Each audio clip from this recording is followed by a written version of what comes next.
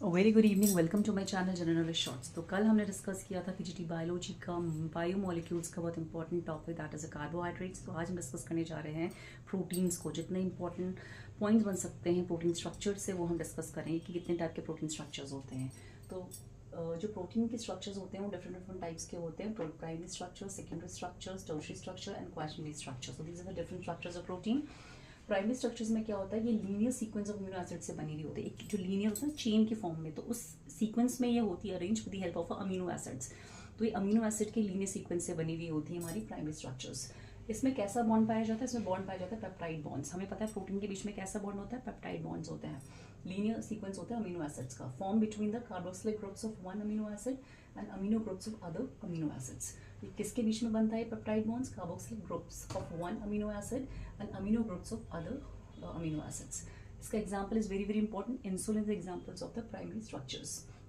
Secondary structures में local folding of a polypeptide chain, folding के द्वारा बनता है। जो पॉलीपेप्टाइड चेन होती है उसकी फोल्डिंग से बनता है हमारा सेकेंडरी स्ट्रक्चर्स।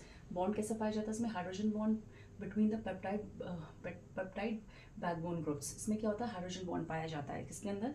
सेकेंडरी स्ट्रक्चर्स के अंदर। टाइप कैसा होता है? Alpha helix. दो टाइप के होते हैं secondary structure, alpha helix and beta pleated sheets होती है इसमें। अगर आपसे कोई क्वेश्चन पूछेगा कि अल्फा हेलिक्स और बीटा प्लेटेड शीट किस में होती है? सेकेंडरी स्ट्रक्चर्स में पाई जाती है। इसका एग्जांपल क्या है? स्किन में। एंड केराटिन जो प्रोटीन इन हेयर, जो हेयर में हमारा प्रोटीन होता है उसमें होता है अल्फा हेलिक्स। अल्फा हेलिक्स होता है केराटिन में और बीटा प्लेटेड शीट होती है हमारी स्किन के अंदर। तो it's very very important. Bond कैसा होता है? टाइप क्या होता है? दो टाइप का, alpha helix and beta pleated. Tertiary structure three dimensional folding होता है पेप्टाइड चेन से। तो three dimensional structure polypeptide chain से होता है टर्शियरी स्ट्रक्चर। बॉन्ड कैसा होता है? Disulphide, hydrogen, ionic and hydrophobic interaction. इसमें डाइसल्फाइड बॉन्ड होता है, हाइड्रोजन बॉन्ड होता है, आयनिक एंड हाइड्रोफोबिक इंट्रैक्शन होता है टर्शियरी स्ट्रक्चर के अंदर।